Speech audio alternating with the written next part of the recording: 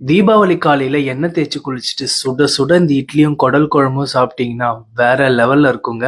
பண்ணலாமா? 2 table spoon கடலை எண்ணெய் சேர்த்துக்கோங்க. 1 டேபிள் ஸ்பூன் அளவு சோம்பு, சீரகம், மிளகு சேர்த்துட்டு இது கூடவே 2 டீஸ்பூன் கசகசா சேர்த்து நல்லா ரோஸ்ட் பண்ணிக்கோங்க. இப்போ ஒரு விரல் துண்டு இஞ்சி கட் பண்ணி சேர்த்துக்கோங்க. 10 பல் பூண்டு, 20 சின்ன வெங்காயம், ஒரு மீடியம் சைஸ் தக்காளியை கட் பண்ணி சேர்த்து நல்லா வதக்கி விட்டுருங்க.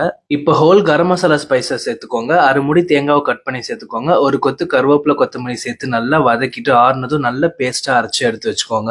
போட்டியை சுடு தண்ணியில போட்டு நல்லா சுத்தமா இந்த மாதிரி கிளீன் பண்ணி எடுத்துக்கோங்க. இப்போ குக்கர்ல சேர்த்துக்கலாம். 1 டேபிள் ஸ்பூன் மஞ்சள் தூள், 1 டேபிள் ஸ்பூன் இஞ்சி பூண்டு பேஸ்ட், போட்டி முழுகிற அளவு தண்ணி, உப்பு, 2 டேபிள் ஸ்பூன் கடலை எண்ணெய் சேர்த்துட்டு 10 விசில் நல்லா வேக வச்சு எடுத்துக்கோங்க. இப்போ அதே பேன்ல 1 டேபிள் ஸ்பூன் சோம்பு சேர்த்து பொரிஞ்சதும் கட் பண்ண ஒரு வெங்காயம், தக்காளி சேர்த்துக்கோங்க. மிளகாய் தூள், தனியாத்தூள், கொஞ்சோண்டு கரம் மசாலா சேர்த்து நல்லா மிக்ஸ் பண்ணிட்டு அரைச்சு வச்சிருக்க பேஸ்ட்டும் சேர்த்துக்கோங்க.